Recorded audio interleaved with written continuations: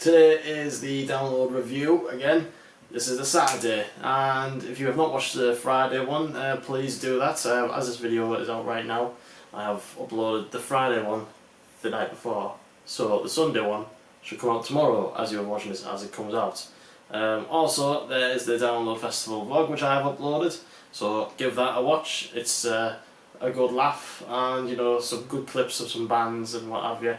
So if you fancy some of that, give that a watch and like and subscribe and give it a thumbs up and stuff. And okay, so without further ado, let's get into it. So I've got my cash round up from this year download. So the first band that I went to see was Ellavana, right? Okay, Ellavana, for those of you who do not know, they are a Nirvana tribute band but fronted by Elvis. And that sounds absolutely bonkers, it really is, and believe me, it is bonkers. I mean, for some people it might sound absolutely stupid, like the worst idea in the world. It's just four guys, and they've got two cheerleading backup singers, these two girls, and they're all just having a good time, and it's just a right laugh. I mean, the guy who impersonates Elvis, he's absolutely hilarious. He comes out with a cape and he does like his best Elvis impression he possibly can, and takes the piss out of himself, and he does high kicks in the air and stuff, and gives you the old, well, thank you very much. It's absolutely hilarious. Like, I only managed to catch a few songs of theirs, but it was a right laugh. So they've got really big off it. Like, they're playing in big venues and touring the States and stuff, which is mad for something that was just a daft idea that has just completely blew up, and now they're playing Download Festival, and they're playing Glastonbury. I played Skull, Bleach, In Bloom, and they also blended in Elvis songs as well, like, Viva Las Vegas, which was, yeah, it was right funny. But yeah, the band were tight as well, and it was just really, really entertaining, a good laugh. But yeah, I only caught like the first 4 or 5 songs or whatever because I had to go over to the main stage to catch Power Trip. I absolutely love Power Trip, and I love that album, Nightmare Logic, there we go. Whew, that was hard to look at, I'd imagine. So I've seen Power Trip before, supporting Trivium on that tour they done last year with Code Orange and Venom Prison, and from that tour I was really, really impressed with Power Trip. I thought they were absolutely brilliant, and this one was just cranked up to 11. They were properly going for it, and their frontman Riley was just properly in the zone, like taking the walkway on that main stage and like doing that thing with the mic stand. He uses the mic stand like a scythe and goes around the freaking stage like that. It was sick. Like, they were absolutely furious. Opened up with Soul Sacrifice, and Riley was just like, we are Power Trip from Dallas, Texas, and for the next 45 minutes you belong to us. And it felt like, oh yes, here we go. The crowd was a really decent sized crowd as well. There was a lot of people there for Power Trip, and the people who weren't really there for Power Trip but wanted to check them out, I suspect that they were really, really enjoying them. Like, there was some some older guys in like Slayer t-shirts and stuff who aren't familiar, and just like looking at them and thinking, oh god, this band sounds freaking excellent. From Soul Sacrifice into Execution Attack, Swing of the Axe, just that song is just an absolute hit. Like, it's one of the best metal songs I've heard in a long, long time, and hearing that at that festival is brilliant. Just, a really good young thrash metal band on that main stage is just what we need, and I hope that they've got a lot of following from that as well, and when they come back to the UK, a lot of people from Download have just discovered them. I'm going to go to their UK shows, were absolutely brilliant, tight as fuck, and a lot of the songs from Nightmare Logic, like Firing Squad, Nightmare Logic, the title track, I think they played Ruination as well, and played Hornet's Nest and Manifest Decimation, and the circle pits were huge. Like, honestly, they played Manifest Decimation, like, the friggin' circle pits were massive, and it was just like going round it like another island of people. It was so good. The band were tight. Riley was absolutely loving it. Like, loads of energy on stage, jumping about everywhere, and it was just so cool to watch. And they were absolutely brilliant. One of the highlights of that weekend were fucking outstanding. Yeah, Power Trip, fucking absolutely brilliant. I couldn't be more happy for them. They were the band one of the bands I was most excited to see over the whole weekend. Obviously apart from like Slipknot and Tool, like the big ones, like as far as like the underground metal goes, these were the ones for me. So happy to have seen them. So after Power Trip, I went to see Behemoth, who I stayed at the main stage for. Throughout the time of me going to Download Festival from 2010, I've never seen an extreme black metal type band play on that main stage, and boy oh boy, was it really refreshing to see. They were absolutely on fire. Like the stage set they had, it looked like they were headlining their own festival. It was mad. There was fire everywhere, smoke machines, and like they had a couple of these screens. Had these screens either side of the drum kit. Played a couple of songs of Satanist as well. I mean, I only know the Satanist and the latest album, but the songs that I did know sounded absolutely heavy as fuck. Bartabel in particular just sounded absolutely massive from those really heavy floor tom drums. Properly, like, just the most ferocious, heavy, disgusting sound that was coming from them all. And for me, it was just like the first time I've ever seen like a properly extreme black metal band before, so to see Behemoth for the first time was really, really eye-opening, and it made me think, fucking hell, I'd love to see more of this on the main stage. Yeah, they had a really, really big crowd as well. There were lots of pyro, awesome imagery on the screens, and Nagel was just absolutely over the moon to be there as well. They came on with like these skull masks as well, like these black skull masks, and took them off after the first song. 3/4 way through the set, they went and did like a costume change, blood capsule in their mouth, and just drew blood everywhere. And that looked metal as fuck also. They just looked furious.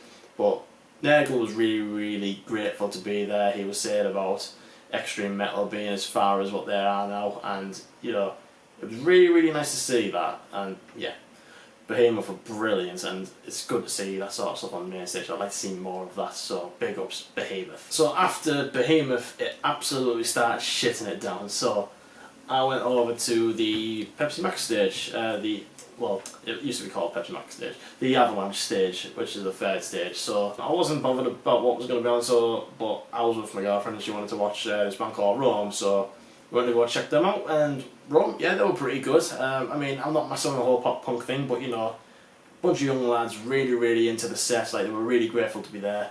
I don't know a lot of the songs, but they did sound really big. The sound was good for them. They were all absolutely loving it, and they got themselves a decent turnout for a band of their size. So yeah, I'm really happy for them. You know, they played really well, played really tight, and it wasn't enough to sort of grab me and be like, oh yeah, I've got to listen to their stuff. It was just nice to watch while I was out of that shitting down rain, because it got really bad. I just had to get away from that rain, and so I watched Rome in the meantime, and you know, it was good. It was good. A good British pop punk band, you know, that sounded really good. So yeah, well done, Rome. You guys are great. Next up was Trivium. I was counting this the other day, and I believe I've seen Trivium about 7 times. From 2006, since they spot Iron Maiden, when they released Crusade. Watched them grow and grow and grow as they become. They've released some amazing albums. They've also released some dud albums, should I say. This latest album, and the Sentence, is a real rejuvenated Trivium, and I think it is Trivium at their absolute best. Like I was on about the last tour with Power Trip. Like, this is Trivium at their best. Like, live, they sounded absolutely amazing. These new songs sound amazing. Their new drummer,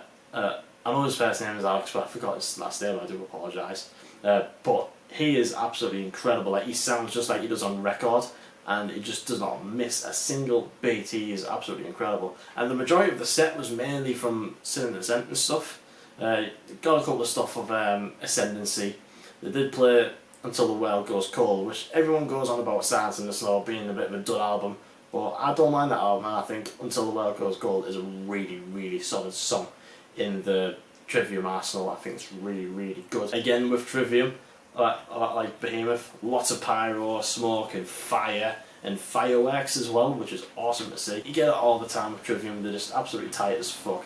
They always put on a great, great heavy metal show, and Matt Heafy is a hell of a passionate frontman. He's always loved Download.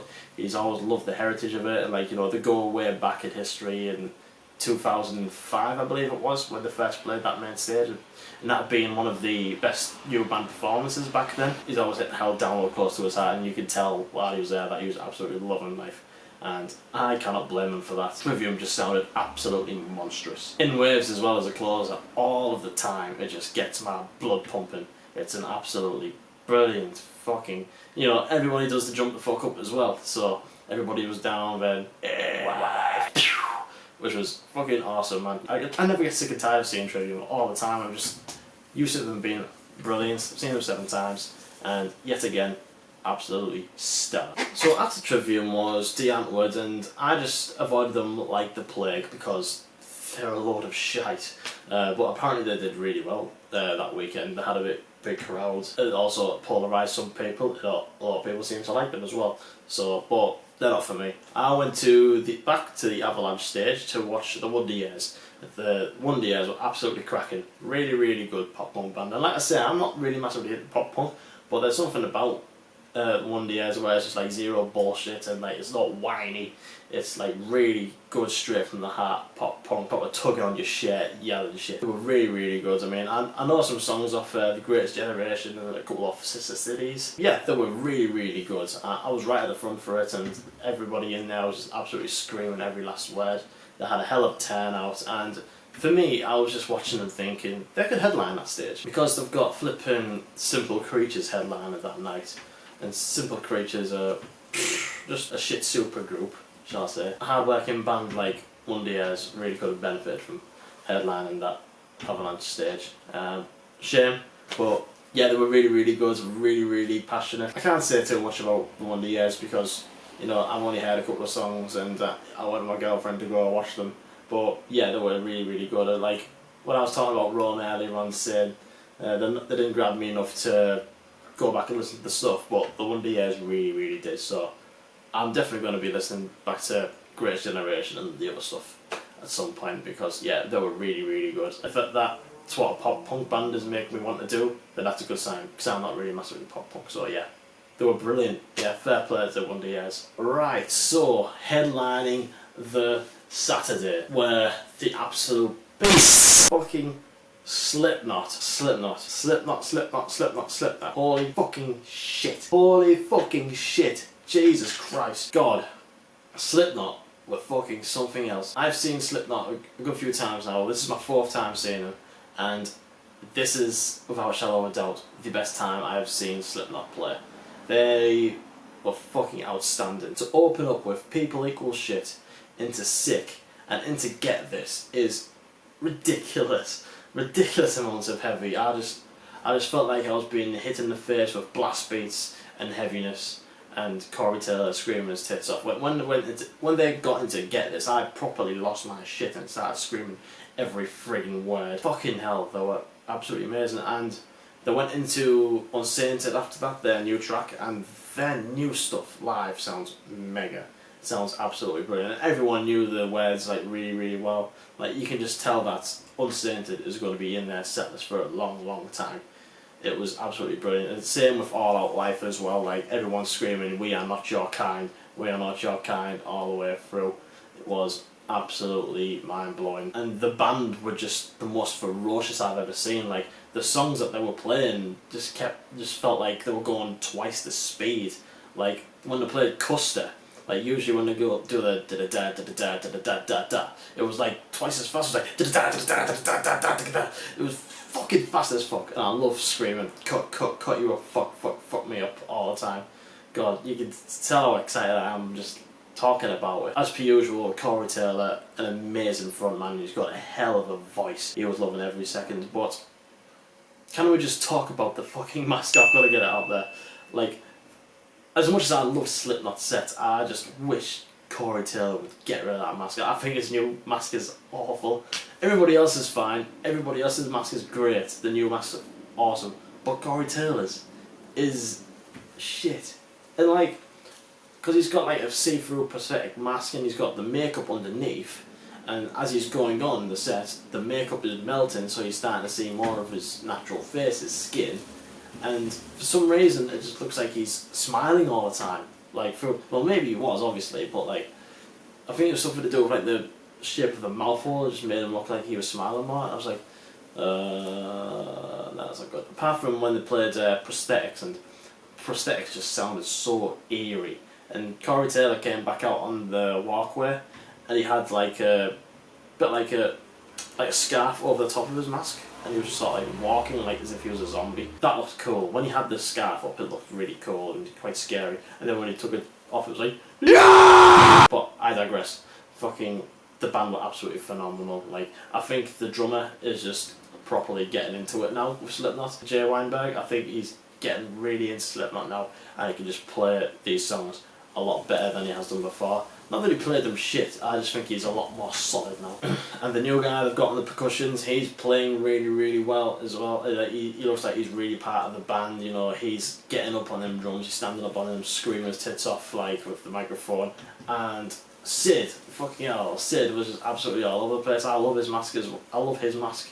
And the way he just like gets his teeth out like ah, but like he was absolutely all over the place. He's got a flipping treadmill. He's got an actual treadmill where he just starts fucking jumping on and stuff. And he was actually, and at one point it looked like he was attacking a new guy on the drums, and it was like seeing a rejuvenated Slipknot like back in the early days when they used to attack each other.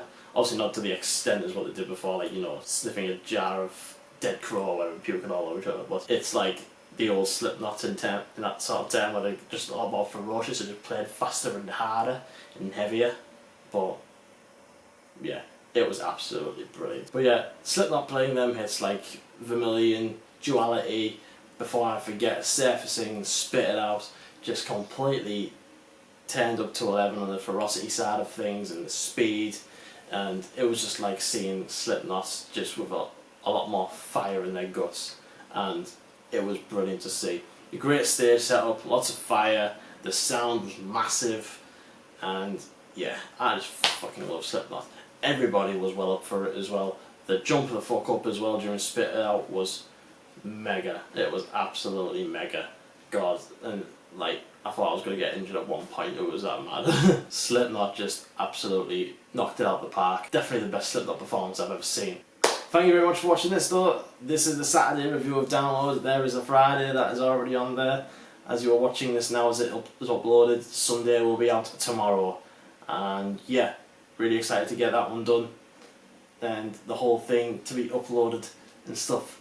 Hope you all like it. And like I said earlier on in the video, there is a whole download vlog up there. So if you fancy watching that, I will provide a link up there or down here, wherever the fuck it's going to be. And yeah, like, share, subscribe, hit the bell notification thing, and yeah, stay metal and all that fucking shit. Ah!